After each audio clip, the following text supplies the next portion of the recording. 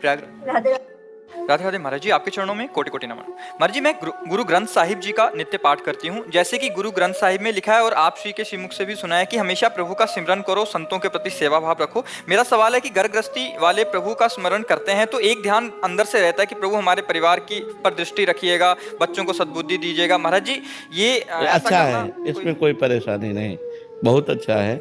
हम किससे कहेंगे? जब हमारे वही सब कुछ है तो हमारा जो परिवार है उसकी पूर्ति के लिए हम धन की भी आकांक्षा उन्हीं से करेंगे, और उस परिवार की रक्षा के लिए, संकट निवृत्ति के लिए भी हम उन्हीं से प्रार्थना करेंगे। प्रभु के सिवा हमारा कोई नहीं है, तो इसलिए ऐसा करना अनुचित नहीं है, करना ही चाहिए। क्योंकि हमारा परिवार है, गृहस्थी में है, तो हमारा परिवार सद्बुद्धि वाला बने, स्वस्थ रहे, हमें ऐसा धन मिले जिससे हम अपने परिवार का पोषण कर सकें। ये चाह तो हमें बनी ही रहेगी, क्योंकि हम गृहस्थ हैं, हमारा परिवार है, ये तो चाह रहेगी और रहना भी चाहिए, और भगवान से प्रार्थना करनी चाहिए। वो एक निष्काम भक्ति इस भक्ति के ऊपर जागृत होती है, वो इसका फल होगी।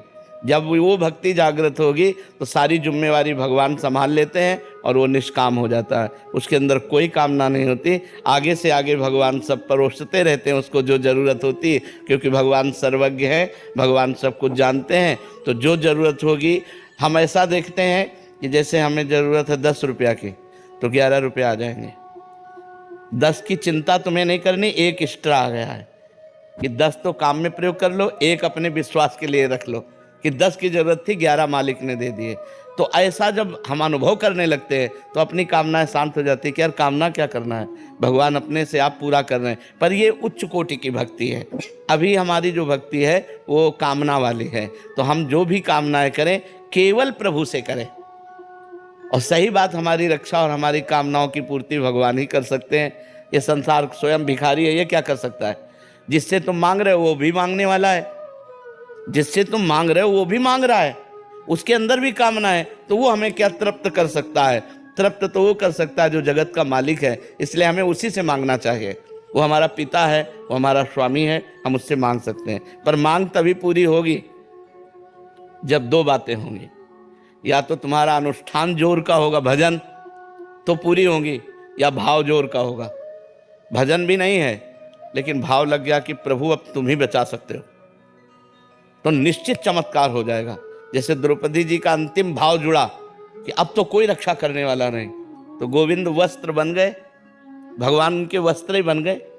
जब गजेंद्र को पता चला कि अब की झटके में गिरा मुझे डुबो देगा, तो हरि, तो भगवान उसी समय आकर के एक जब बिल्कुल एक तार कनेक्शन होगा तब तुम्हारी बात सुनी जाएगी। भगवान का फोन नंबर क्या है? भाव। भाव बिन सुनी पुकारे मैं कभी सुनता नहीं, और भाव पूरित टेर ही, टेर माने पुकारना, भाव पूरित टेर ही करती मुझे लाचार है। जब सब जगह से आशा विश्वास खत्म हो गया और एकमात्र भगवान का, तो चमत्कार प्रकट हो गया। जीवन में वही भक्त आगे बढ़ पाता है जब उसे भगवान की कृपा का अनुभव होता है कि इतनी बड़ी कृपा, मुझे इतना दुलार भगवान कर रहे हैं। तो ये तभी होगा जब केवल भगवान का आश्रय होगा। किसी वस्तु व्यक्ति का आश्रय तो चंद सहयोग कर सकता है, लेकिन हमें पूर्ण निष्काम भगवान बना सकते हैं। आपने 2 तरीके बताए, एक था अनुष्ठान और दूसरा भाव। महाराज जी, जैसे आपके श्रीमुख से सुना है कि भजन खर्च होता है, तो खर्च अनुष्ठान वाले में हमारा भजन जाएगा और भाव वाले में ये रहे, भाव में तो डायरेक्ट कृपा होगी, वो अलग सिद्धांत हो गया। जैसे एक है कि रुपया दे करके दुकान से खरीदना, और एक है कि दुकान वाला हमारा संबंधी, हमारा पिता है, हमारा भाई, हमारा, तो वो फ्री मिल जाएगी। तो भाव में संबंध बनता है। ईश्वर अंश जीव अविनाशी, अंश जो जीव है वो अपने अंशी भगवान से पुकार कर कह रहा कि अब आपके सिवा कोई नहीं, तो वो वहाँ भजन की बात नहीं रहेगी, वहाँ भाव की बात है। भाव से सीधा कनेक्शन की पूर्ति होगी। मेरा बेटा चला गया महाराज जी। क्या कह रहे हैं? बेटा चलेगा कह रहे हैं। अब इसका नाम मृत्यु लोक, बेटा जाएगा, हम भी जाएंगे, तुम भी जाओगे, ये तो जाना पड़ेगा। देखो, हाँ, ये तो धैर्य रखना पड़े। इसका नाम क्या है जानते हो? इस लोक का नाम मृत्यु लोक। यहाँ सबकी मृत्यु होनी, ये है कि आज नहीं तो कल, कल नहीं तो परसों जाना है, हम सबको जाना है। जाने की तैयारी कर लो, जो पहले से तैयार न थे पछता कर चले गए। यहाँ से जाना पड़ेगा, अच्छे काम कर लो, दूसरों को सुख पहुँचा लो। मरना तो है ही यार, मरना तो पता नहीं किस सेकंड में है, सेकंड में मृत्यु, न कोई पीड़ा न कोई कुछ, ऐसे बस दिल फेल हुआ, खत्म के। कोई बहुत बड़ी मशीन थोड़ी है। पानी का बुलबुला कब फूट जाए कोई पता नहीं, जैसे पत्ते में बूंद जो हिलगी है वो कब गिर जाए कोई पता नहीं, ऐसे हम कब मर जाए कोई पता नहीं। आज मिले तो सौभाग्य, कल मिलना हो कि ना हो, कब कौन कहाँ बिछड़ जाए कुछ पता थोड़ी है। इसलिए नाम जप करो, रो मती, सबको जाना है, सबको जाना, कोई नहीं बचेगा, तुम भी जाओगी।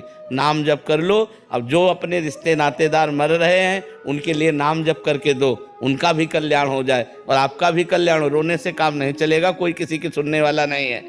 जो जीव गया, मान लो पुत्र है गया, अब वो गया तुम्हें थोड़ी याद करें, तुम यहाँ माथा फोड़ लो तो उसको कोई फर्क नहीं पड़ता, वो तो अपनी यात्रा में गया, उसको किस योनि में भेजा जाएगा, कहाँ भेजा जाएगा, तो वो नहीं जानता। जैसे पूर्व जन्म में हमारे माँ पिता परिवार थे, हमको कोई ज्ञान नहीं, इस जन्म में कोई ज्ञान नहीं, ऐसे अब जहाँ शरीर छूटा तो अब उसको थोड़ी कि मेरी माँ रो रही, वो तो गया, उससे कोई मतलब नहीं रह गया। अगर अपना कल्याण चाहते हैं तो हम नाम जप करें, वो नाम जप अपने पुत्र को भी दें और हम भी शांति से रहें। हमारा भी शरीर छूटेगा तो कमाई कर लो नाम जप की, जिससे तुम्हारा मंगल हो जाएगा।